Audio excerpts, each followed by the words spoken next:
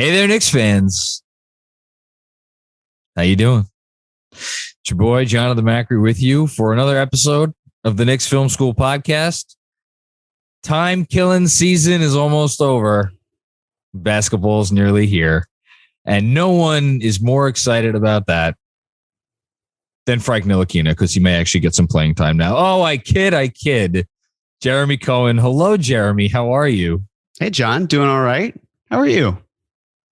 I'm good. As are you. I am recording from a not a normal location because it's my daughter's 5th birthday. Actually, no, not this weekend. It's on Tuesday, but we're celebrating it at family's house.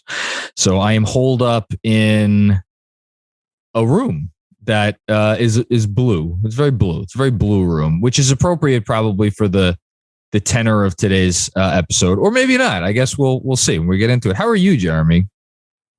Yeah, living life. Later, I'm going to go to a nice beer festival. It's called Red, White, and Brews. They got a lot of beer tasting, so that'll be great. College football's on. Oh yeah, it's Saturday, folks. By the way, yeah. So it's gonna be a good weekend. Yes. I get to smack a piñata later, so ooh. I mean. What more could you want? So we're obviously going to spend, well, I don't know how much of today's episode, because there's, as has been the case for a few weeks, there's not a ton going on. Mitch has gained some weight. We're going to touch on that in a bit. We're going to play our trivia game again, where my winning streak will double in length. But yeah, I mean, where else are we going to start other than the obvious?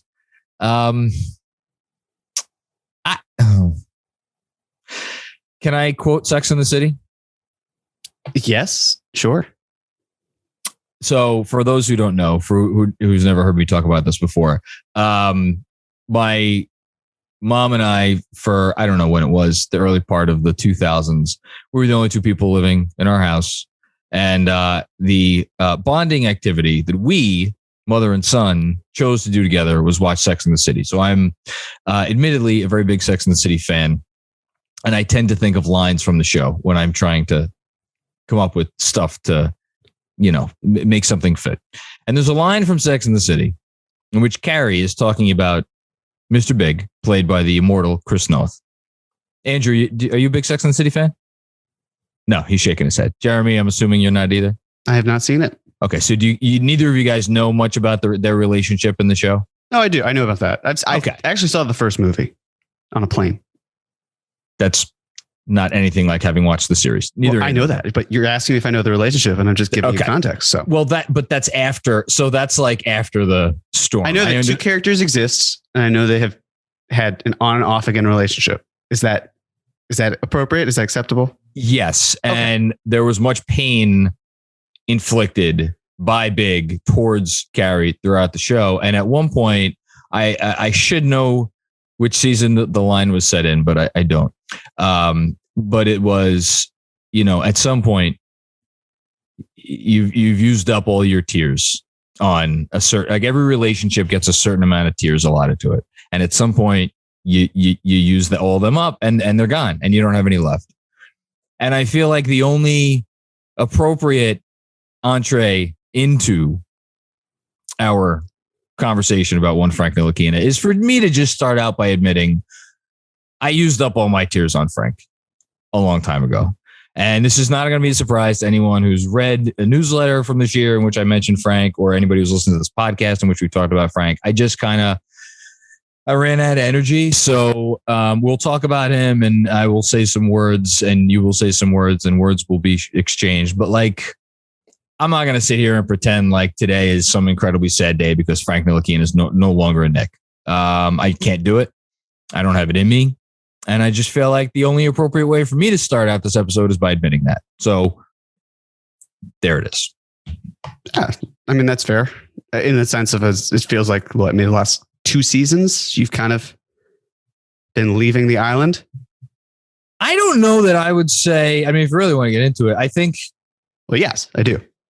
Okay, let's get into it. Let's get into it. Let's get into it. What are we going to do? No, okay. So Get into So it. let's go back 2 years to the draft, 2019 draft, the RJ Barrett draft. And I mentioned this in my newsletter this week. There was, I think it was Berman had the rumor that the Knicks were, I don't know, it wasn't like actively shopping, but like it seemed like he was on his way out. And then he survived that night. And then that season, of course, was the second Fizdale season. And I mean, you know, that there was Alondro Trier and there was, you know, Elfrid Payton was injured, and like we got enough Frank that year, and there was some decent Frank that year that like I personally had not let go of the rope yet. And then that was the season where he missed the last, what was it? 30 some odd games, 20 some odd games. Or he missed the end. He missed the end of the season. He missed, it was like maybe 35 games, but then he came back and then he got hurt again. And then he got hurt again. And that was like, but before he got hurt that last time where he did not finish the season, like, and then obviously the pandemic shut things down and the Knicks didn't go to the bubble. But like leading up to that, there was still gasps of air in me towards like, okay, let's get on the mountaintop. Let's mount the soapbox one more time and just yell into the clouds about why this person needs to be playing. And then he got injured, and then they finished that horrible, miserable, no good, very good, or no good, very bad season. And then we got to this year, and this year was this year, which was a really good, fun fucking year in which we got a lot of things to root for and a lot of players to really get behind. And like Emmanuel quickly stole all of our hearts, and Julius Randle made an All-NBA team, and like I could go on and on and on. And I don't know exactly when it happened this year, but at some point this year, I definitely was like, yeah, I have only so much energy, and I'm going to devote it towards like covering and analyzing and thinking about the team that I'm seeing on the floor, which is really pretty fucking good and a lot of fun. And Frank's not really a part of that. And you know what? Whether that's right or wrong, I don't care anymore. I don't care. So when did it happen exactly? I don't know. Maybe with that last injury the previous season, if you want to try to nail it down. The second season. No, the third. This was his fourth season. So the injury that ended his third season. But what ended his third season was COVID. So then this is why you can't, it's impossible to have a discussion about Frank, because like there have been so many things that have happened over the course of time. I thought he was injured and ended his third season, like was not on the active roster because he was hurt. Like by the time they got to that last Atlanta game, but you're telling me he was still active. No, he was. I mean, if we're talking about the Hawks game, the Hawks COVID game. season, so he was active. I mean, the game before that was his Washington game. That was when he posted 20 and 10. So I'm confused. Right. I'm confusing his second year and his third year. Right. Which again, there's just so much history there. Sure. I can't even keep it straight. If memory serves, I remember you're right. No, you're writing right. a newsletter about Dennis Smith Jr. and kind of like Frank is the forgotten man and the focus is on DSJ. Before which season? Before the fourth season, this past season. Yeah, I think I probably wrote that because I think my viewpoint before this past season was that I thought if anybody could get Dennis Smith Jr. back on track, it would be Tom Thibodeau. And I thought, but then why? I'm just curious. Why doesn't the same be said for Frank? Because I thought Dennis. I mean, it's funny to say now because you know Dennis Smith Jr. was like a non-person this year. Because he was Dennis Smith Jr., at least in theory, was an aggressive driving point guard who needed to have a lot of kinks worked out in his game. But I thought there was still the guy there that had not a good rookie season, but like did things during his rookie season. And I thought if he could get his head on straight and he like bought in and the whole thing, maybe Tibbs would be able to resurrect his career. And I recall specifically, I think in a preseason episode, we did a crossover with Locked On Knicks.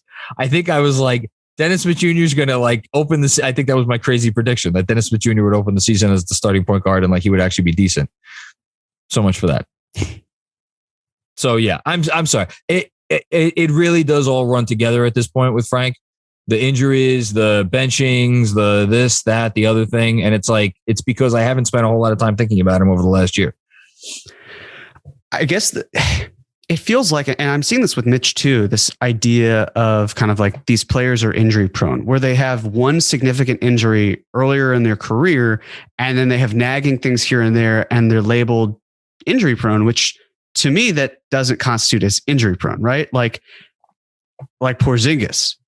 At first, it was like me saying, oh no, he's not injury prone, it's fine. But then they pile up to a much greater extent than something like with Frank or with Mitch. I mean, it seemed like it wasn't even just the ACL. It was other things with Porzingis, like the ankle injury. And then when he called himself the lizard or whatever it was, the fact that he's did he do that? yeah. I think because he regenerates and grows back. Talk about things I blocked out of my memory. Right. Yeah. Or how he played one April game the entire time he was with the Knicks. Yeah. And then didn't play the 4th season. And then the 5th season, they still didn't play an April game because of COVID. And then he played a few games in the bubble and then got hurt and then missed it. Bottom line is, I feel like with Frank, I get it, right? I understand why people are out on him. I also see why people are very much in on him. I lean more to the side of being in on him. And it's a sort of thing where I get it, at a certain point, Frank has to step up 100%. I also look at the circumstances that kind of circle his entire Knicks tenure and how basically, if you think about it, the one constant over the last 4 seasons up until a week ago, not even, was Frank Ntilikina, which just goes to show you the dysfunction of a roster and of a franchise. I mean, the idea of you get drafted and the person who is responsible for drafting you and the vision that they have of the team and the role you're going to play. And I understand if if pure triangle is more outdated and it could have been somewhat of a I don't want to say failure, but it wouldn't have gone very well, at least without other actions running and a more modern offense. But Jackson's out. And then Steve Mills, the incomparable Steve Mills, rises to power. They inherit a coach. He hires Scott Perry, and you've certainly said enough glowing things about Scott Perry where we don't have to rehash them, but he hires both of them. Yeah. Or he hires him. You can't fire Jeff Hornacek because that's really awkward. And that's just not going to be a good look. They probably could have, but they didn't. I don't think so. The idea of coming in, being like, hey, I've risen to power, I'm going to fire the head coach. It would have been a bad look. Even if we like or dislike Jeff Hornacek. Yeah. To me, he's very milquetoast. I don't, he was like, okay, cool. It would not the have wonder been bread of coaches. Whatever. Yeah, exactly. It would not have been the expected thing. I think most people would have been like, well, why fire Jeff Hornacek? What was Jeff Hornacek supposed to do last year? Right. Exactly. So Jeff Hornacek's there. The Knicks bring in players who are supposed to guide Frank. And maybe they do, from a developmental standpoint. We don't really know what happens behind closed doors. But I do know that, bringing in Jarrett Jack, for example, Ramon Sessions, who then was kicked out, it felt like the Knicks were trying to take ridiculous next steps that weren't good next steps. It was like, hey, we're just trying not to be the worst teams here or among the worst teams. And lo and behold, they were pretty bad. Bad enough where they were in Kevin Knox range, but not bad enough where they could have gotten to, Luka Doncic, DeAndre Ayton, whatever that top 5 was. Yeah, Trae Young. And all of that's happening. Frank Ntilikina really isn't seeing much time on the court, which is frustrating because you want to get value out of your first round pick, let alone a lottery pick. I think the one thing that gets lost in a lot of people is the picks from 6 to 10. There's this expectation of that guy needs to be a starter. And the funny thing is that history doesn't prove that a lot of those guys are starters. It varies from number to number, right? Like 8 is a graveyard of awful draft picks, but 9 is phenomenal. And yet, of course, the Knicks, they didn't do well at 8 with Frank, but they also didn't do well at 9 with Knox. So the point being that it's very hit or miss. It's not like the baseline has to be a starter. No, the baseline is probably a backup, unfortunately. That's just the randomness of how the NBA lottery is, or the draft in that sense, and the level of talent that's likely to exist in a draft class. So but can I just jump in? I think I wonder, I'm not disagreeing with you, but I wonder how much of that is, and this is going to relate to the Knicks and not the current Knicks, but the previous regime in particular. I wonder how much of that has to do with the fact that teams that are drafting often in the top 10 are not the best NBA franchises. Not all the time. Obviously, there are certainly exceptions, but much of the time, they are not the best NBA franchises. And, you get teams that draft in that range oftentimes year after year after year. This is not the Knicks, because the Knicks often traded away those picks before they had a chance to make them. But like, I just wonder what that has to do with it, and whether there are GMs around the league that see what teams often do and who they pick and how they develop those players. And they're like, wow, what a joke. If you gave me a chance to have a pick that high, I would do, much, much better. Now, again, who the hell knows? Because this is we're talking in like things that are impossible to prove. But I don't know. I don't know how much of an excuse that actually is for. I understand you're just trying to put it in context, but I think there's more to it. But that's the thing. If I'm by applying context, that's further trying to show the lens of what really happened, right? That, like, if we're going to talk about where things went wrong, we have to provide context. I think that because here's the thing. Clearly the Knicks did not see Frank as an on-ball player. No matter who was in charge, they didn't. They tried it. It wasn't working. They wanted a more aggressive player. That doesn't mean that he doesn't have a role. And that's why when the second season rolled around, and it was the inaugural Fizdale year. Yes. And I get why you have Kevin Knox out there, because they finally leaned into being bad. It was at a certain point where it's like, great, we're not going to be a good team. Let's try. But I even if you asked them at the beginning of the year, they wouldn't have said, let's tank for Zion, because first of all, Zion was not Zion until like November. And they had an entire free agency where they effectively, and it wasn't free agency. I mean, they couldn't do anything, right? Yeah, Cantor opted in. And so they had really no choice. They then basically signed Hazonia and Mitchell Robinson to a contract. Yep. That was it. So they didn't want to be that bad, but then they realized, oh, this is a bad team. Oh, Zion's doing well. We'll lean into it. And also they thought they could use their connections or whatever to land two superstars, and it didn't happen. But even while all that's going on and you're running Kevin Knox out there, for most of the games that he's playing, and it's he was the rookie of the month in, I think, December, right? So you think, okay, there's tangible progress there, but you still have, Ntilikina languishing on the bench. He's getting DNPs for no reason. And then that's what makes it even more frustrating. Of course, the injuries that he had, specifically the groin injury that caused him to miss so much time, that sucked. But because of the fact that he also had missed time for just like run of the mill DNPs, it's like, okay, what is like, that could have been time that could have been used to try to work this out. Of course, this is during a second year when there's more hope, there's more promise. It's like, there's an asset here. Try to at least build it up a little bit. Don't just let it diminish to zero. So I think you've nailed a couple of inflection points on the Frank tenure, but I do want to get back to something you said earlier, but just to recap. So his rookie year, after they draft him, they signed Jarrett Jack. Jarrett Jack's the starter. I don't think that's one of the inflection points, because I don't think it's uncommon for a team to like not want to start a rookie point guard from game one, especially one that's, what was he, 19 when he was drafted? 18, 19? It's 18. He's 18. Okay. So I don't think that's like an inflection point. And I think all things considered, they ran him out there a good deal as a rookie. I think he played an appropriate amount of minutes as a rookie for the most part. Could you have played him a little bit more down the stretch? Sure. Were there some misgivings? Absolutely. I think the inflection points all came in season 2. One, which Schwinn, if you're listening, hi Schwinn, he ranted and raved about this for years. He may still be ranting and raving about it. Is when they Fizdale played Frank 5 minutes in the, hold on, I have it up right here. The Orlando game. He had been starting the whole season before that. Benched him, didn't put him back in the game.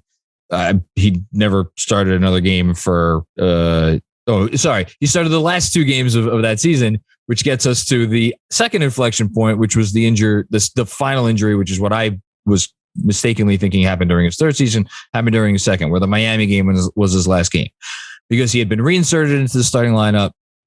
You think, okay, another chance here to prove himself. And he went down with an injury. I think that the third year, so when RJ's on the team, that mess of a 2019-20 season, the last Fizdale year, I feel like the ship had already not sailed, but, the sails were up, right? By that point, the writing was on the wall, but that doesn't mean that they couldn't have tried to make it work. No. Yeah, I mean, yes, that you're right. That doesn't mean that they couldn't have tried to make it work, and they didn't try to make it work. I guess where I'm, and thank you for reminding me about the Washington game. How could I ever forget the 20 points in his second to last game of that season? But all right, so you want to give me COVID as a third inflection point? Who knows what would have happened towards the end of that year? I don't know. That's fair. But we're talking about all these inflection points. And again, admittedly, a lot of this shit has run together in my head because it's just, it has. At some point, and I am not the first or the second or the 100th person to say this, but he played how many minutes total? I don't know. You may have it up in front of you. How many total minutes do you think Frank played in his NBA career? I do have it up in front of me. Oh, okay. Well, so then it's not really 4,119. So it's 4,000, over 4,000 minutes. You get a possession for your team, roughly, once a minute, 24-second shot clock. Not perfect science, right? But it's about. So what did he have maybe to work with over the course? 4,000, 4,200, 4,500 possessions on the offensive side of the ball over the 4 years he was with the team. It's really tough for me. And again, I'm not excusing all the jerking around they did. And if you ask me, could you concoct in a lab a worse scenario for a rookie to try to go into a league and acclimate himself and gain a foothold? I think the Knicks pretty much nailed it. They were like, we have figured out the way to try to fuck this kid over as much as humanly possible. Let's go ahead and do it. And they did it. It's almost as if you told me that, I'd be like, you know what? It's that reasonable. That's how much they jerked him around. All that being said, it's not like he didn't have an opportunity, which is, and again, I've probably made this speech at some point over the last year. The fault is not all on the Knicks. I don't know if it's 50-50. I don't know if it's 60-40 one way or another. I don't know if it's 70-30 one way or another. You could tell me it's any of those things.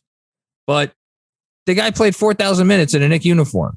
And by the end of that time, not only did the Knicks think he was worth bringing back, and Tibbs seemed to like him for what it's worth, but 28 other teams, or 29 other teams, I guess, waited a month and a half. And then Dallas signed them just now. Now, might there be some other reasons why? You're giving me a face, and that's fine. But I'm giving you a face just because I think I understand what you're saying in terms of the minutes, but look at how many of those possessions Frank was told to just stand in the corner and wait. And then the ball never arrived to him. But this gets us back to the same thing, which is was told to stand in the corner and the ball never arrived to him. Yeah. Yeah. Okay. Part of why we loved Frank for so many years is because he didn't force the issue to the detriment of his team. He cared more about doing what he was told and fitting in a role and just being able to be out there and help the team win, right? That's what we love about Frank. But doesn't every player in the NBA need to have a certain amount of shit to him where but he said in the past, I want to play more. I want more responsibilities. He said that. And why wouldn't he, right? What player would say, I don't want the ball more than I have it? I'm good. 1,000%. And for Frank to have been like, you know what? Fuck what they're telling me. I'm getting the ball at the top of the key. I'm driving the lane. I don't really care what they're telling me to do. That would have been so beyond out of character for him. And it would take away some of what made us fall in love with him in the first place. And at the same time, if he had taken that approach at any point in time in his tenure, you know what? I bet some of the people upstairs would be like, wait, who's that guy? That's not the guy that we've had all these misgivings about for all these years. But he never did that. Am I saying he should have? It's not his. It shouldn't be his job to like overturn the decision making of the people who place him in a certain role. I get that, and yes, they're the ones who fucked up by not bringing him along in a way that would have brought the most out of him as a player. But I'm just going to go back and repeat the same thing. At some point, I think you do need to force the issue, and you never force the issue. But again, it's the sort of thing, and I see what you're saying. I understand where you're coming from, but it's kind of like, okay, forcing the issue. It seemed at every step of the way, the front office brought in players that we knew were going to block him, right? I'm not disagreeing with that. Right. So I guess that's, you can say that Frank should have been more aggressive, that he wasn't filling in the role that should have been there. But then it goes back to, okay, if the front office knew that, then why did they keep him? If that wasn't going to be who he is, why can't you find someone who says, great, I understand what his strengths are. Let me maximize those and do what I can do. I think he would have been gone 2 years ago if they could have gotten any ounce molecule. We saw reports about it. Particle. We saw reports about second round picks of value. And you know what? He was not traded for a second round pick on draft night in 2019. We always assumed / hoped at the time and afterwards that the reason he wasn't traded for a second round pick in 2019 was because they wised up and would be like, what are we doing? This guy just helped beat Team USA for France. Why would we trade him for a second round pick? When the reality of the situation is they may not have gotten an offer of a second round pick that was halfway decent. Of course, that's very possible. But that was 2 years ago. But John, if you feel like, hey, this guy that we have, we're not going to play him at all, so let's just let him languish and not trade him, period. I mean, if there were reports that there was at least one offer with second round picks on the table. Thank you. My cat agrees. So it's the sort of thing where if you need to do something to get a value out of him, but they chose not to. And that's the thing. I want to go back to what you wrote in your newsletter, because, and the reason I don't want to say picking it apart, but you wrote something that I feel like is great text for us to go from. So, I mean, you said for all the little things he does that made a segment of the fan base fall in love with him, Ntilikina is a player who 3 different coaches looked at and thought, I can do better. Yeah. So and I'll give you the floor in a second, but have you been in jobs where your boss makes you feel small, makes you feel like you're, well, I'm only 5'6", so it's not that hard to make me feel small. Emotionally small. Sure. Yeah. Okay. So you know how tough it is to shine. Yeah.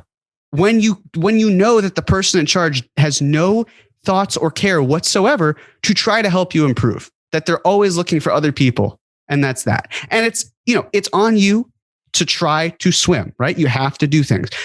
But we're talking about something where it's like, what opportunity do you really have? And I think that's what drives me crazy. It's like, if we're talking about David Fizdale being maybe the worst fucking coach that we've ever seen, how are we then turning it around and using it against Frank as like, well, genius David Fizdale was the one who said, this isn't going to work. I'm going to find other players. So it's not, it seems that the culture to me for the Knicks has been survival consistently. How are we going to get out of this alive? Right. That's how Steve Mills was able to go from down here to up here. Yes. He was never in basketball operations. He was a finance guy, and he was a shit manager of the salary cap, which is hilarious to me. I mean, just so many instances. He's a guy who was very good at keeping his job for another day. Right. That's what he specialized in. Yes. And every move the Knicks made essentially was survival. The one thing I'd say, maybe it was the project focus of Kevin Knox. It was like, hey, we can build this guy up, but they didn't have the infrastructure to do that. So clearly, and also Kevin Knox might not be that good. I mean, if we could have a Kevin Knox conversation, but I think you don't need to have a Kevin Knox. Well, I'll say one thing: the biggest difference, because you could say, well, what about Kevin Knox? Why are you treating Frank with kid gloves and not Knox? Knox had far more ample opportunity to show what he can do, and we've seen it with Frank. Well, it still feels Knox started how many games in his rookie year, and then got opportunity to play his second year. Was blocked by Morris, of course. I'm going to push back. I'm going to push back on this because briefly, Frank was never given carte blanche that Knox was. without question. But the rug that was pulled out from under Knox after he was told, this is how we're going to develop you. He was told that we're going to develop you by letting you go out, fucking play through your mistakes. There will be no fault on your on your part by going out, experimenting, trying to figure it out. And like, we're with you for that. We are on board with you for that whole process. We're going to give you the 3 years that Calipari says you're going to need. And that lasted 1 year. And then he came back in the second year and be like, oh yeah, all that shit we told you about figuring your shit out on the fly. Yeah, that's not going to go anymore. We need to win now because, as you just said, we all need to save our asses. And Kevin Knox was like, what? Oh, okay. And then he tried to basically, he went from doing all the stuff. I'm getting off on a tangent. But Knox missed one game in his second season, which was the COVID year, right? He was still playing 18 minutes a game. And then the Knicks gave him the opportunity to have a solid backup spot under Tibbs, right? Yeah. And what did he do? He blew it because he was already. I think he was a broken player by this year. Sure, that could be the case. But this again, it goes into the whole thing of the mindset of how are we going to get by the skin of our teeth? They don't want to thrive; they want to survive. And I mean, look again. I still I've wiped my hands clean of Knox, but I still recognize that he is a victim of this entire situation. They're all victims, right? Okay, so if they're all victims, no one's disagreeing with that. I'm just coaches coach to save their jobs too, of course. Because Mike Miller did the same thing. Exactly. Fizz was doing the same thing. Hornets. Oh shit! Right. I was wrong. That line is. It was four coaches. It was four coaches. Right.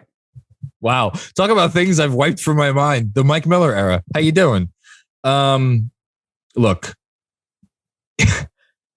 Coaches want to win games, often to the detriment of the franchise that they coach for.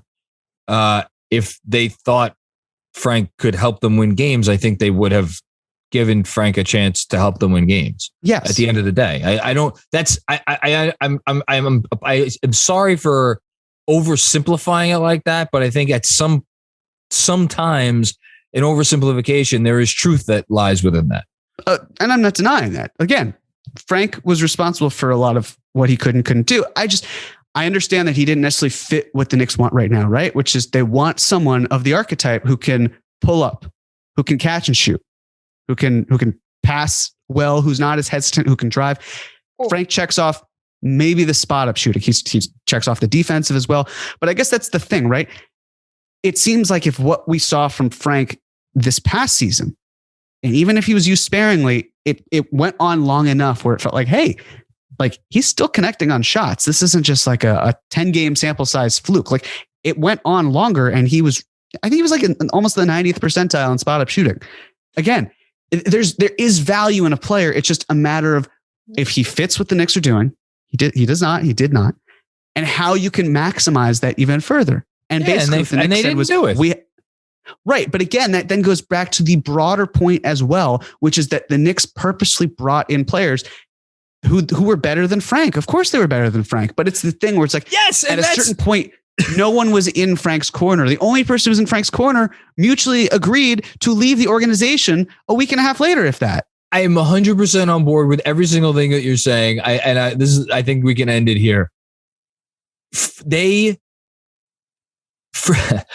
never gave Frank an honest to goodness chance to be what his destiny is in the NBA, which is something between a really good seventh man on a good team or maybe a lower level eighth man on a mediocre team. All of us who are in Frank's corner at this point in time believe if he ever goes on to play for an NBA champion, and who knows, maybe Dallas becomes that next year. Wouldn't shock me in the least. That is what he is. He's a 7th/8th man.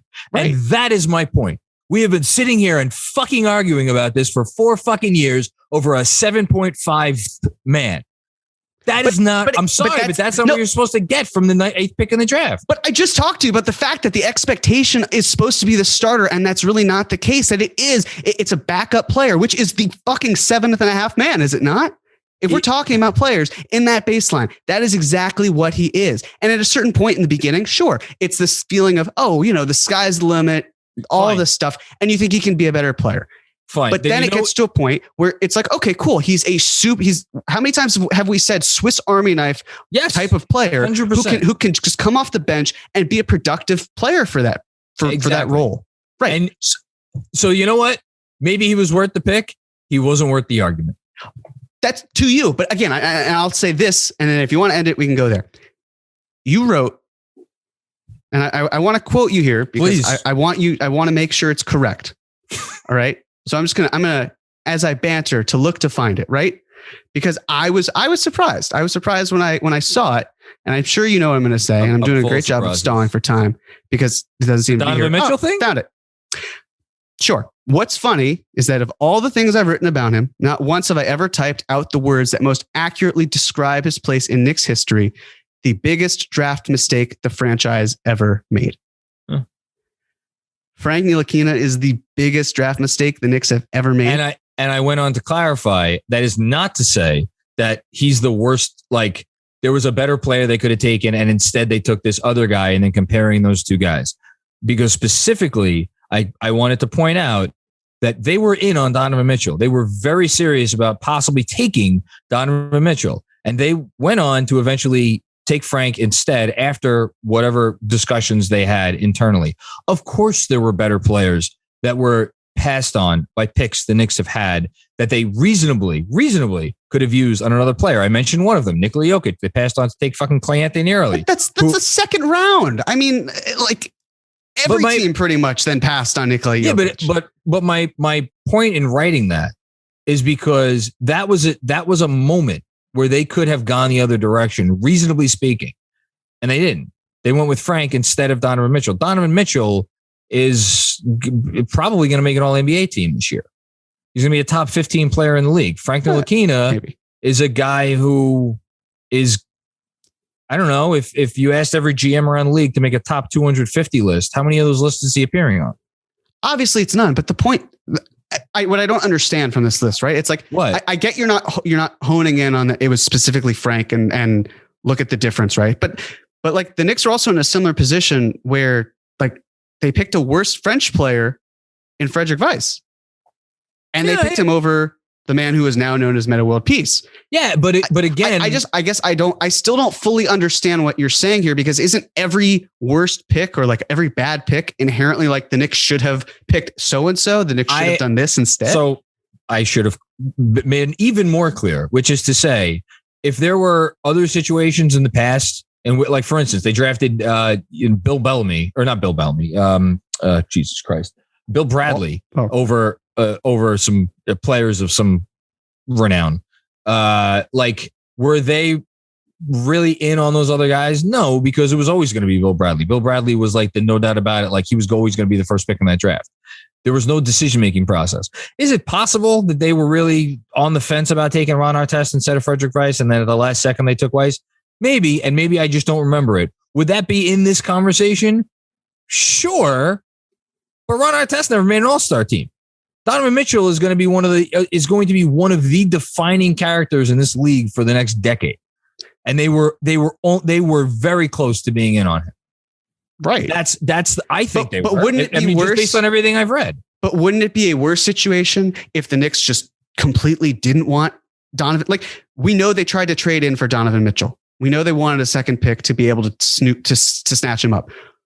Wouldn't it be a worse situation if the Knicks had zero interest whatsoever? Like Bam Adebayo, when the Knicks picked Kevin Knox over Bam, and Bam was on the same, right? Wasn't that the same year? He worked out for them. Or is it? No, it's 2017. 2017 was the Bam year, right? No, Bam. Okay, so no, you're right. Again, this is where we get things confused. You're right. Bam was the Frank year, right?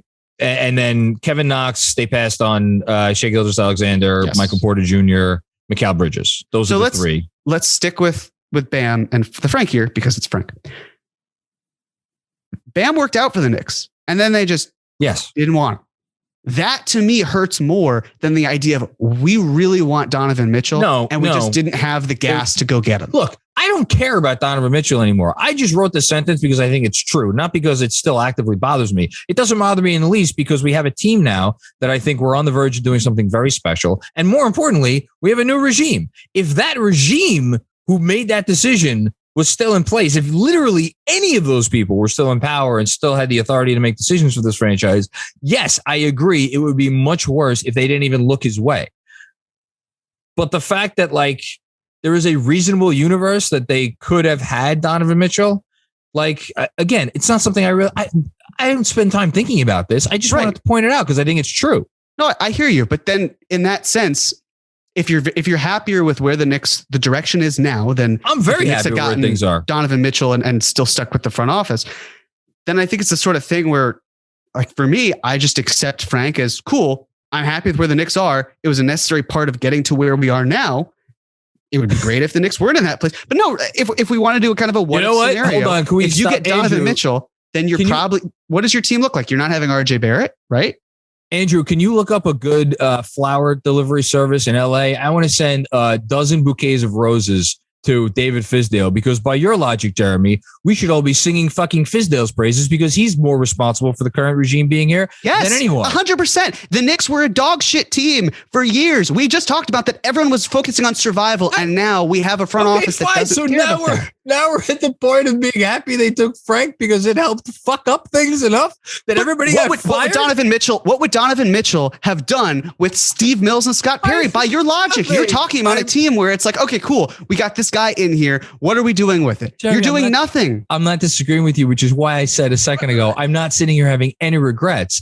But if I think it's fair to point out when a team makes a mistake in the draft, the words I didn't write were the biggest draft mistake the Knicks ever made, and one that still eats at the franchise to this very day. I didn't write those words. Well, is it not implicit? When you say that it's the biggest draft mistake the team's ever made, isn't that basically saying I didn't mean that's going to carry over? I didn't mean to apply that at all. Okay. Because I'm just saying that's the implication that I get when I see this is the worst thing that ever happened, then that is still going to haunt the team when it's in recent history. Not what I meant. I just meant strictly in terms of like looking at the guys that they were reasonably looking at and should have been looking at, and the decision they made purely from that perspective. That's it. That's all. You guys good? You want to hug it out? Au revoir, Mr. Ntilikina. And it's time to play I Know The Knicks. This is our game show for the off season because, as John mentioned a couple minutes ago, there's nothing else going on except Frank and Mitch getting fat. And in this game, we're actually going to switch up the rules a little bit. We're going to try something new that a YouTube commenter suggested. Instead of you guys going back and forth, and if one person misses, you're out. When one person misses, the other person gets to go as many times as they want. When they miss, the other person's back in and they get to go as many times as they want until I'll set a time limit on. I have the timer up over here. Okay. And basically you guys will get to go until the entire list has potentially been named. There are 3 categories. If you're listening for the first time, there is post, can you hear that? Yes. Yeah. Okay. We are all not in our normal locations, and I'm not on the 3rd floor in Queens right now. I'm at my parents' house, and they decided, hey, while Andrew's home recording a podcast, we're going to have all of the lawn people here to work on the lawn. So apologies, everybody, that this 2-hour block is not the best audio quality, which will absolutely bother me in post. Anyway, the categories are 2021-22, post decisions, post July 8th, 2010, and post me, since I've been born, because I'm not going to make you know something that happened before I was alive. Now, we have a twist on this week's categories. They're all Julius Randle themed. Wow. Yes. Okay. So you're gonna, hopefully you know about the most recent All-NBA selection, Julius Randle, the guy that's going to be here for the next 4 or 5 years, we hope, for now and forever. John, you won last week, so you get to go first. Which category are we going to start with? Post Andrew. Post me. Okay. This has 11 different options, 11 different answers. Julius Randle just had a historical season. He went for 24, 10, and 6. He is one of 3 players in NBA history to average that for a season, with Larry Bird and Nikola Jokic being the other 2. Since the 88-89 season, 12 Knicks, including Julius Randle, so 11 other Knicks, have had this in one game: 24 points, 10 rebounds, 6 assists. John, you get to go first. You guys have to name all 11 Knicks that have done this at least once in a basketball game. 24, and it has to be 10 rebounds, 6 assists. 10 rebounds, 6 assists, at least. Since 88, 89? Yes. All right. Ewing. Correct. Did it 11 times. Oh, no, I keep going? No, now Jeremy. Now, so that's the thing. When someone's out, when someone gets one wrong, then the other person just has the ball until it's time. Okay. All right. Carmelo Anthony. Correct. He did it 5 times.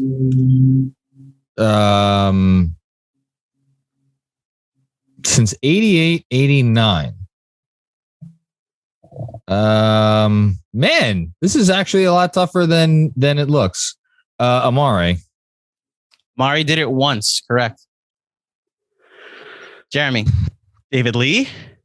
That's a great call. Did it 8 times, Jeremy. Wow. I wouldn't even think to go that direction. But yes, David Lee did it 8 times. 24, 10, and 6. The assists make it interesting. Mm-hmm. I should mention Randle obviously is on this list. With the most, he did it 16 times. Wow, he did it the most? Yes, 16 times. That is how historic that last season he was from at least from this perspective. I'm going to go out on a limb here, and this is the first one that I feel less than certain about, but give it a shot. Anthony Mason. That is an unreal call. He did it once. Yes. Good job, John. I don't know how you got Anthony Mason. I thought you would go another direction. It was a point forward. It was. I don't know when he did it. Maybe he did it for Don Nelson when Don Nelson was trying to make him a point forward. But the point is he did it once and you got it. Like he's one of the few that did it once, which is impressive. So correct. Jeremy. Let's see. It's a tough one. Tough act to follow. Anthony Mason. Man. So I was trying to think of like, who passes enough for it to qualify as 6 assists in this case? Oh God, there's one. Man. Okay, I don't think he got it, but especially given his tenure. But I'm just thinking of big men who pass. No, but 24 points. That's ridiculous. He didn't get there. All right, I'll just do it. Joakim Noah. No, incorrect. No way. Yeah, I know. That's what I was saying. 24 points. But Andrew's face made me think like, there's a slight chance. Well, I thought you were going a direction that. Well, all right, enough. We'll let you answer. So John, you can go until you get one wrong. Yes. So I'm thinking that maybe going the other direction, and it's there are players on the rest of the list, or most of the rest of the list, because there's only 5 players left, right? There are 6 players left. I thought you said it was Randle was one of 11. One of 12. Oh, one it's of 12. Randle and then 11 more. Randle and then 11 more. So there's more. 6 players left. I think it's going to be a lot of guards that happen to get 10 rebounds in a game. But that said, I am going in a different direction. No, you know what? I'm not going to go in a different direction yet. So I'm going to say Mark Jackson. That's correct. That's one. Mark Jackson did it 3 times, by the way. Okay. I really don't think John Starks ever got 10 rebounds in a game, so I'm not going to go in that direction. Yeah, I'm going to give it a shot. Stephon Marbury. Incorrect. Jeremy, back to you. John is currently winning 4-2. There are 5 remaining answers. I agree with the guard part. Raymond Felton. Incorrect. John, back to you. Can't believe I'm going. This is the big guy that's on my mind. Enes Kanter. Incorrect. Jeremy, back to you. Oh, Jeremy Lin. There you go. Jeremy, incorrect. Back to you. I think what I'm going to have to do is like, you guys get 5 strikes and you're out. Okay. Yeah, that's how we'll have to do it. Yeah. So are you keeping track of strikes? Yeah. Yeah. You both have. I have Jeremy one more than he does. Jeremy has 3 strikes. You have 2. I mean, he got 10 rebounds a game like it was his job. I have to think there are a few handfuls of games that he scored 24 points. Did he ever get 6 assists in one of those games? He was here for a long enough time, so let's give it a shot. Charles Oakley. Incorrect. Jeremy, back to you. God. Double check. Yeah, Oak didn't do it. Okay. This is the hint because you're both at 3 strikes. So Okay. the hint I'll give both of you is that the remaining 5 have all done it once. So this was all a rare occasion. Great. I feel like that's not a hint, but thank you. But now, like, you're going to all now think of somebody that maybe had like one good game. And this speaks to 2 guys in particular that if you were there, you're there. And you remembered like, oh, wow, this guy had one really good night.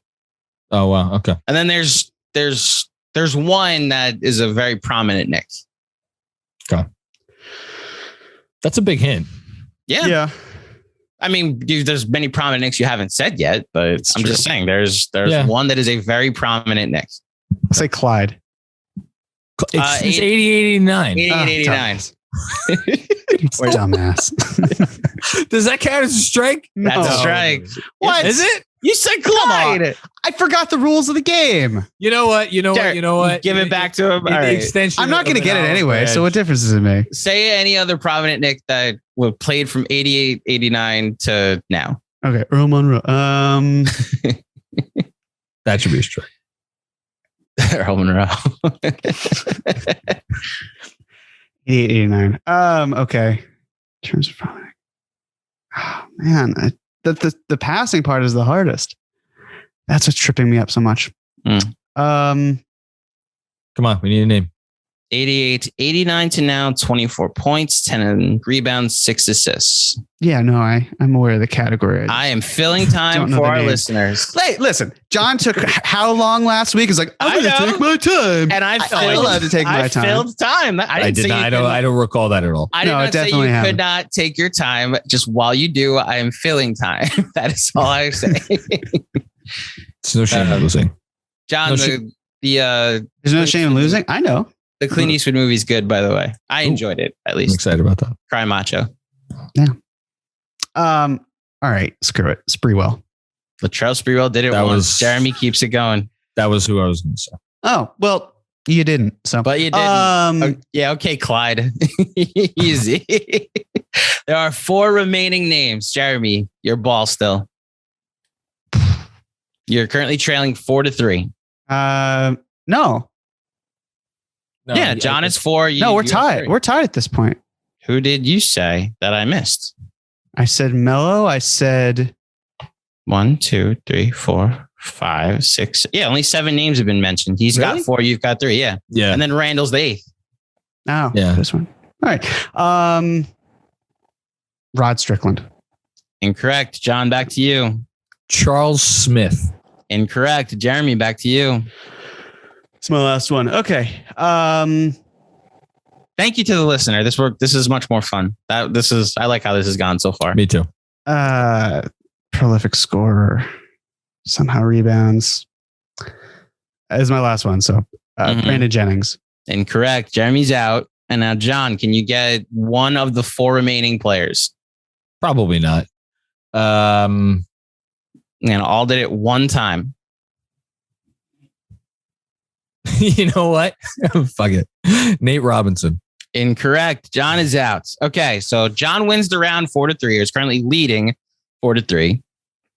In 2018. Would you want to list all 12 players, everyone we've had so far? Yeah. Oh, so said Oh, so wait. far. What? We listed Ewing, Mello, Amare, David Ewing? Lee, Yeah. Mason, Mark Jackson, Spreewell, and then Julius. Moutier did this, didn't he? Moutier did not.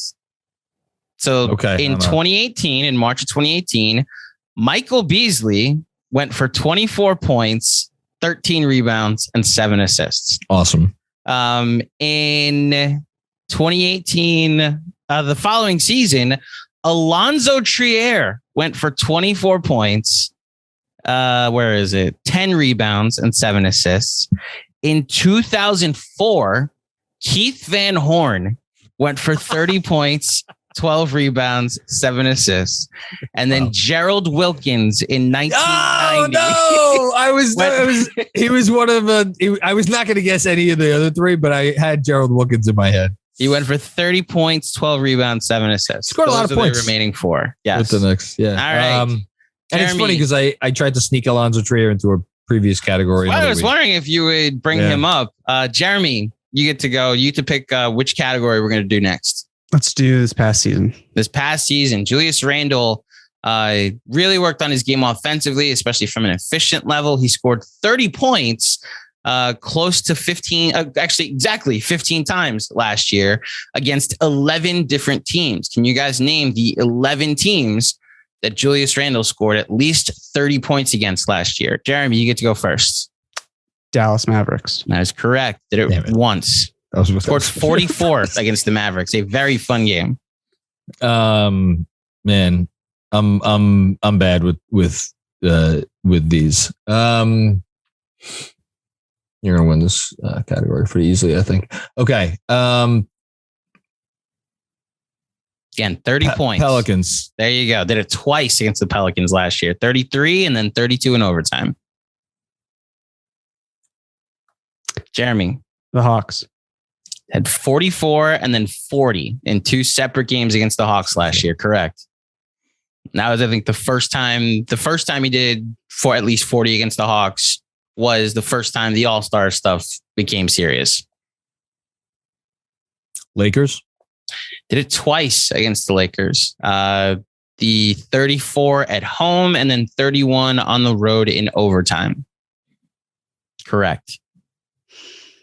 This is where it actually gets tricky for me. It already got tricky for me. Well, you're doing just fine. No, you got the whole league. It's an option, obviously. The Mavs, teams, right? Or 11. 25. The Mavs and the Hawks were the obvious ones. What are you saying, Jeremy? 12 games or 11 games, you said? 11 teams 11 that he teams. did this against. So he did it 15 times, but you've already named 3 that he did it twice against. The Hawks, Right. the Pelicans, and the Lakers. Yeah, again, this gets a little trickier. I'm just trying to think of like his great games, but At this point, you could name a team. that's true. You could just name a team. You have 25 other options. Thank you for doing basic math for me. This is me filling time. I know what you're doing, Andrew. This isn't my first rodeo. Celtics. Incorrect. John, you have the ball. Hornets. Did it once against the Hornets. The fact that I'm pretty sure this is the last game of the season he did it against the last week. Oh no, it was before that. He did it in April against the Hornets. So correct. Get to keep going. No,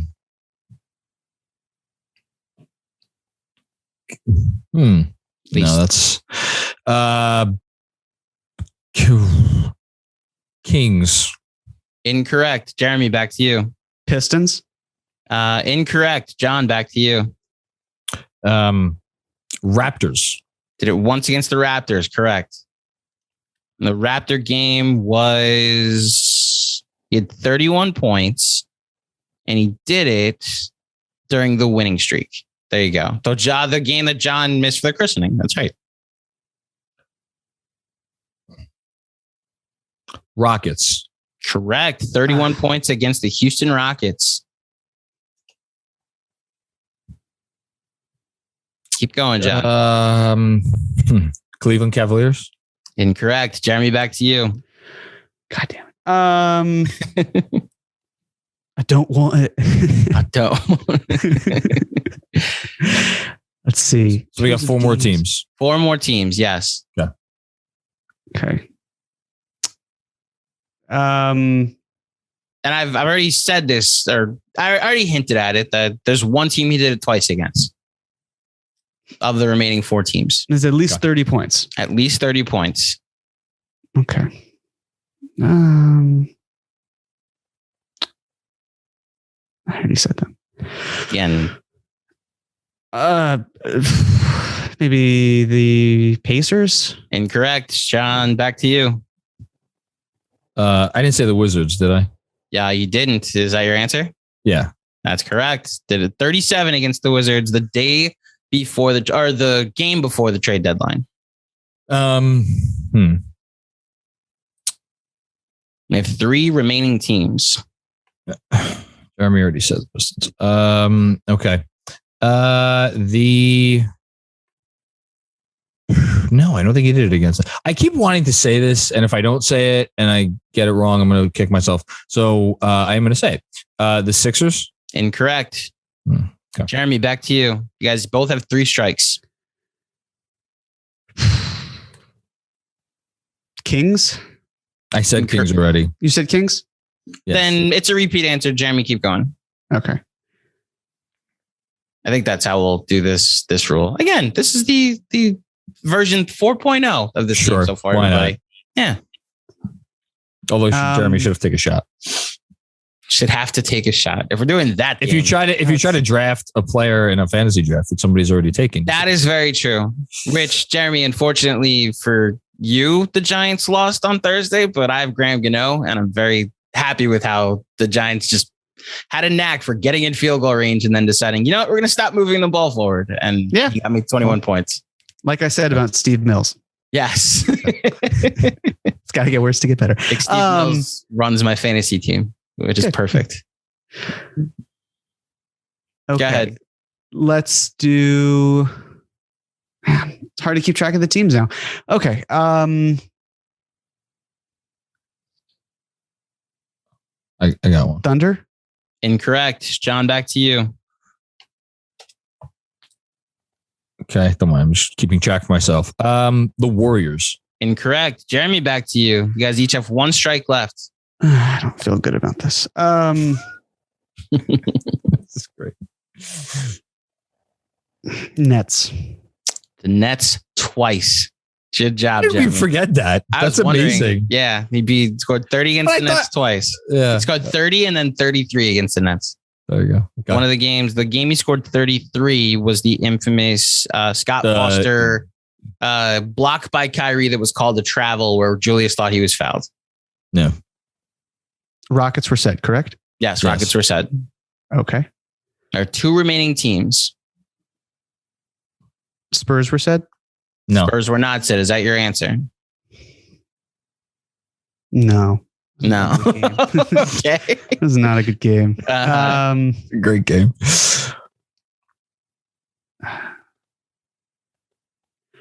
Again, 30 points in a game. Wolves, you said?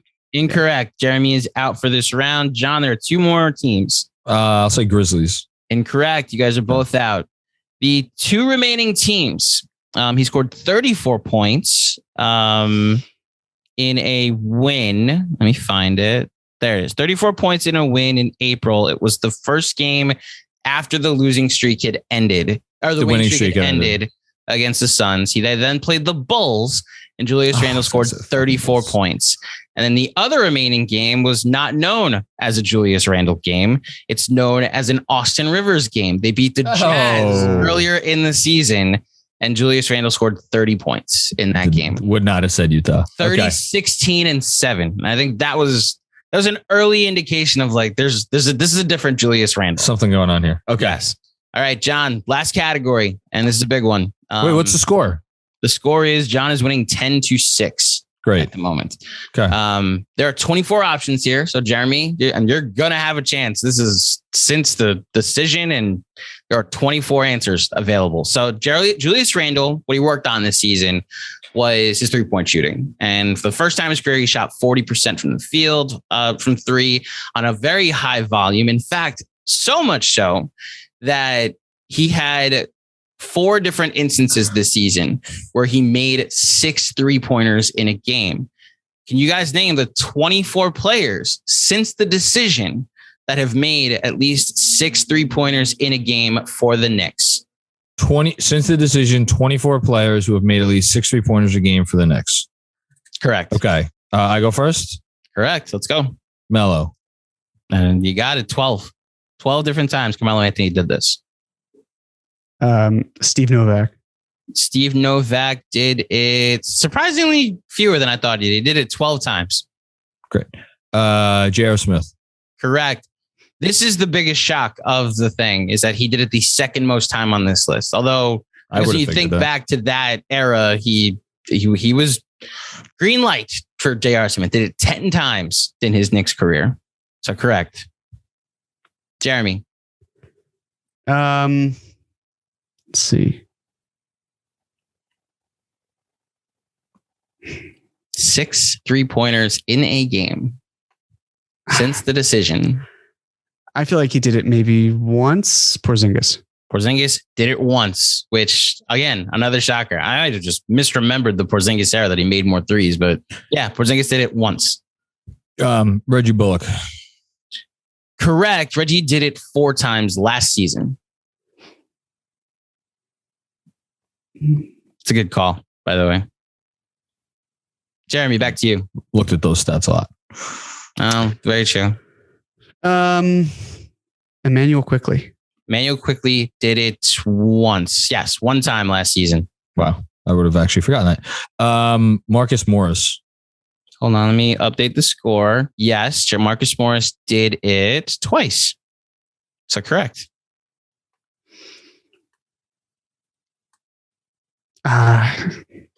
Good job so far, by the way. You guys are hitting on a lot of recent ones, obviously, but you guys are hitting on a bunch. Yeah, there's going to be some mid-decade ones that are going to be not as easy. Yeah, a little bit. There's legit 4 names on here. I'm just preparing to tell you about that you're not going to say. 6 threes. 6 threes in a game. Yes. There's one. It basically rides or dies on one of the games I'm thinking of. So I'm going out on a limb. Probably shouldn't at this early in the stage. You have 5 strikes to play with. Do it. Just go for it. But then John can run with it. Is the thing. That is true. That's but it's not really easy to run with already. It gets tough. 6 threes. Okay. I'm going to say Bobby Portis. Bobby Portis did not. That's 1 strike. John, go ahead. That Bulls game, he might have done it. It's a good guess, though. Okay. Let's go for... Should we go for a recent one? Here's the question. Did RJ Barrett do it last season? Is that your answer? Sure, why not? RJ Barrett did it twice last season. Great. One infamously against the Celtics, which was their last loss before the winning streak started. Okay. I'm not going to say Burks because I don't think Burks did it. Although if you told me he did it, I would not be shocked, but I am filibustering for time. Again, not going to say that. Why don't we go with Ray Felton? Ray Felton did it once. Great. So good call. When he was on our 35-point game list last week, he had 38 in a game in what year was it? I got to keep scrolling. He did it in the 2012-13 season, that season. So post decision is not post Melo. Right. Which leaves me wondering if Gallinari ever did this. And sure, why not? Incorrect. Okay. Jeremy, back to you. I will go with Alec Burks. Alec Burks did it once last season. Okay. There you go. Good job, Jeremy. Thank you for the assist. Anytime.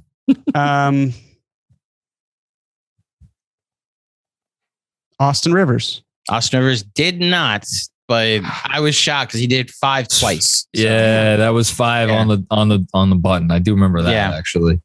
Good call though. I like that guess. Okay. Jason Kidd.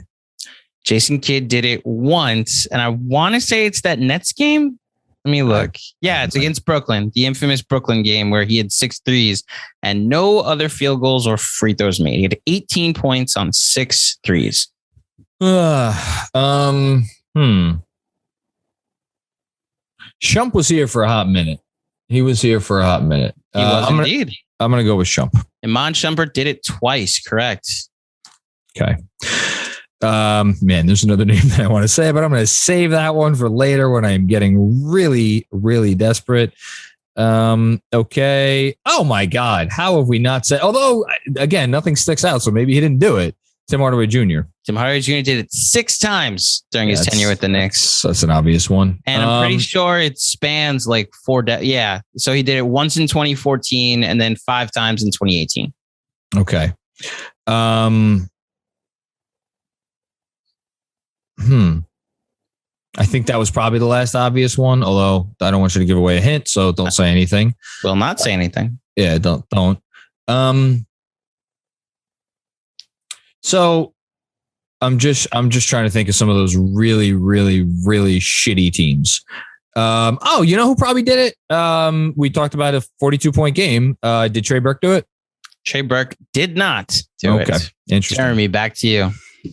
We said or did not say Porzingis? I can't remember. Yes, we did. You said Porzingis, actually. Okay. I had all that time to think. Mm-hmm. My mind was just blank. I think next week we'll go to 3 strikes and you're out just for time. But like I'm enjoying the back and forth of this. Well, that makes one of us.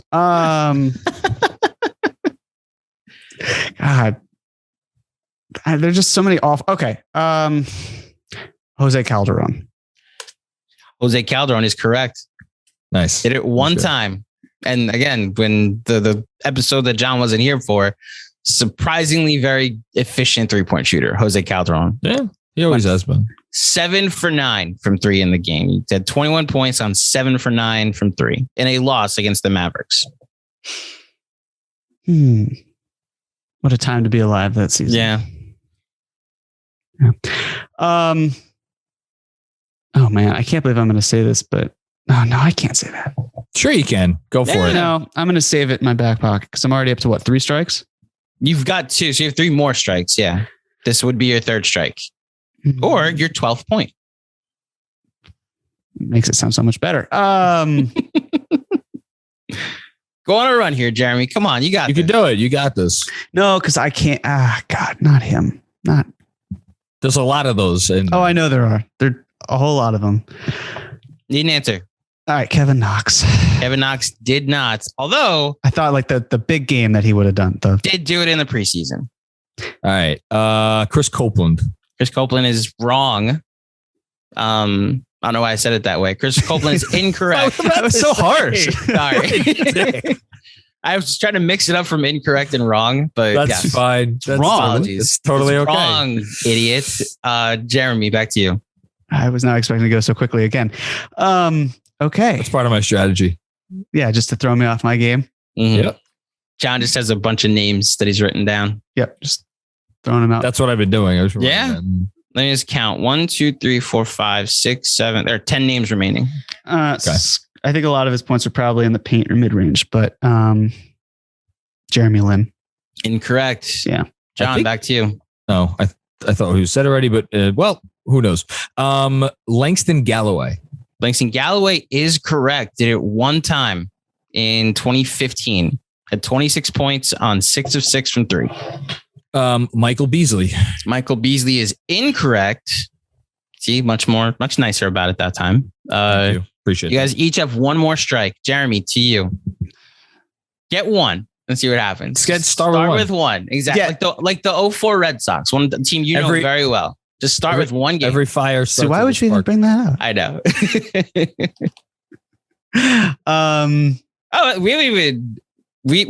This is the first show you and I have been on since we dismissed the Subway Series. Then last Sunday was the most exciting baseball game of the year. I was going to say, when everyone was waving goodbye, like when Baez and Lindor were waving goodbye, it's like, were they really just waving goodbye to their season because they haven't won a game since then? That was literally the peak of this season, which did not have many peaks. That's a great peak to have. And the Yankees will now go on to the playoffs.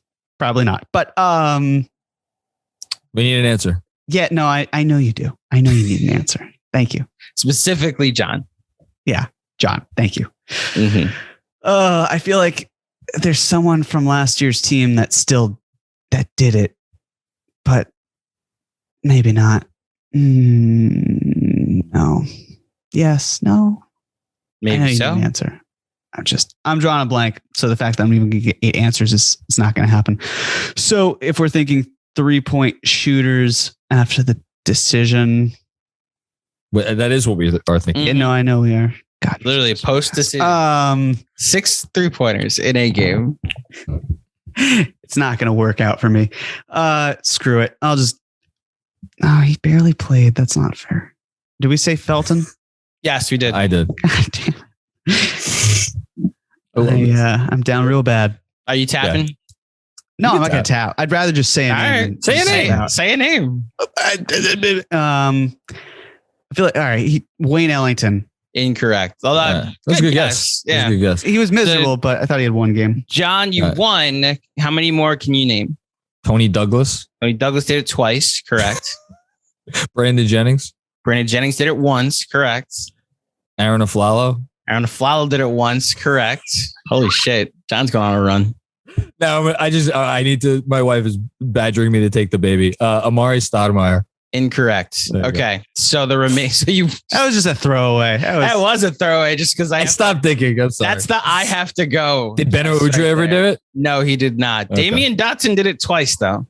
Okay. I was shocked. And now these other 5, if you had said these, then I think I would have just named you winner, either of you winner forever. Luke Cornett did it once. Alexei Shved. I did think of Shved. I was like, no way he actually did it. Henry Walker did it once.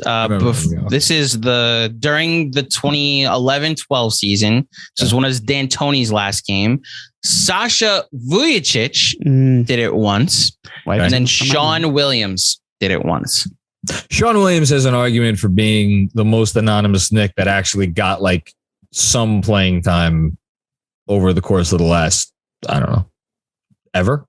He's up there. Yeah.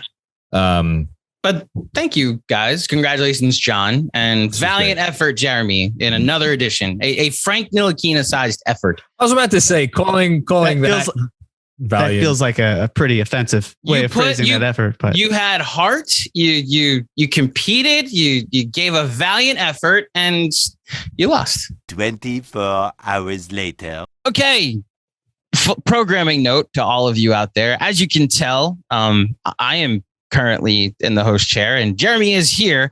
John is not. We recorded on Saturday morning and did the whole podcast. You got to hear John and Jeremy hashed it out about Frank Ntilikina, and then John reigned victorious again in I Know The Knicks. And then we signed off and totally forgot we have a big announcement for you all. So John is not here. He was spending the lovely Sunday with his family. That was the reason we had to record on Saturday. And Jeremy and I are here and we will handle this gigantic announcement. So I will turn it over to Mr. Cohen. Jeremy, what do we have to tell the people? Well, thank you, Andrew. So I guess the biggest thing to start off with is over the years, we have had meetups and we have really enjoyed meeting so many of you and chatting with you, having a drink, doing all sorts of awesome viewings, like seeing the Knicks destroy the Mavericks and the Spurs and other games. And it's been a lot of fun. So we've wanted to do something a little bit more special. And we also kind of need your help to a slight extent. So we were approached by Kyle Jimenez. If you don't know Kyle, he works with the Knicks. He's great. He's even on Twitter. He's gotten some people some fantastic quarter season plans. And this was all also through Chris. I want to shout out Chris because he's been influential in doing a lot of this. But basically, and I'm bearing the lead here, we want to go to a Knicks game with you. And we want you to go to the Knicks game with us. There are some really fantastic lounge opportunities.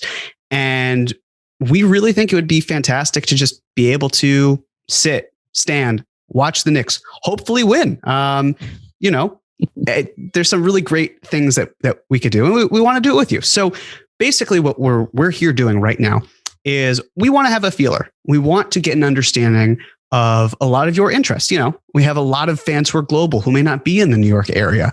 And we know that, cost might be a factor. So just want to lay out some details. We're still deciding on the game. The exact cost is to be determined. But what we can tell you is that per ticket, it would be $150 to $180. That would include food and it would include soft drinks. It would not include alcoholic drinks. There's a chance as well that there might be something before the game at a Knicks sponsored bar in the Midtown area. Still trying to figure that out as well. But basically, there are 38 seats that are left. And what we want to know is if you're interested. So again, more details to follow. We'll hopefully finalize things in the near future.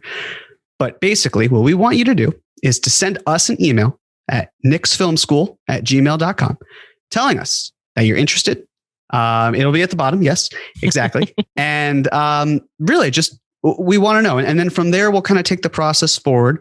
But we're really excited. We'll even, should there be a greater demand than we are expecting, then we'll have a wait list. We'll we'll figure something out. Right.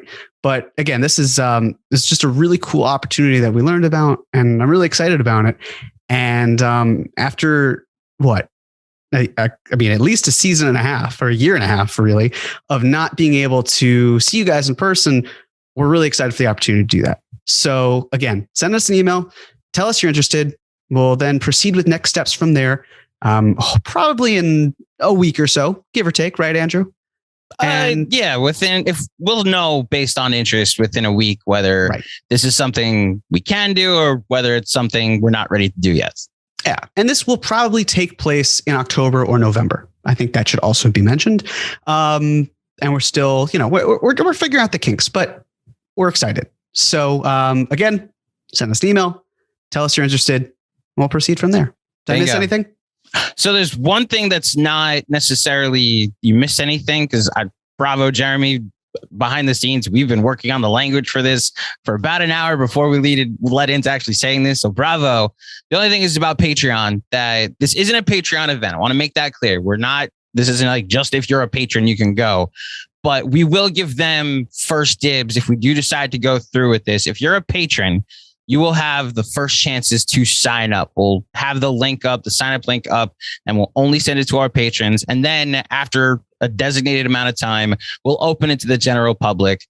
And then, as Jeremy said, we're going to go to Madison Square Garden and watch a game in a suite. Like, I've never been in a suite of any sporting arena. So that would be a pretty huge thrill. And thank you to Kyle and Chris for this opportunity. I think that's all. The only other update I have is I think Zach Wilson just threw another interception, Jeremy. Yes, he did. It was an embarrassing fashion, to be sure. But that's you live and die with a rookie quarterback, I guess. Mm-hmm. Is it weird that you're in your third year with a rookie quarterback? See, I can't even throw stones. The glass house that New York football is right now. Jesus Christ. That's the thing. Zach Wilson could throw stones, but they just get intercepted as well. Yeah, okay. And then Daniel Jones just drops them on the floor for the other team to pick them up. Hey, Daniel Jones had a great game. Can't say that for Zach Wilson in his career thus far. Not yet. There you go. That's See, this is the type of banter you could be part of if you come to our event. To see one of the only teams in my life that I have confidence won't let me down anytime soon. Yeah. That should be a warning about what this Knicks season will be. Anyway, thank you to Jeremy and obviously to John for a very good episode. If you guys dig the show, head on over to iTunes, drop a 5-star rating and a review. We have 2 shows, as always, coming out this week. We have a Patreon episode with Jeremy. We're going to do the 2000s draft on Patreon. So if you want to sign up, you get a free episode, an additional episode of the Knicks Film School podcast for just $7 a month. Head on over to patreon.com/Knicks Film School to sign up. And until next time, thank you for listening. Stay safe out there, and we will speak with you soon. Giddy up.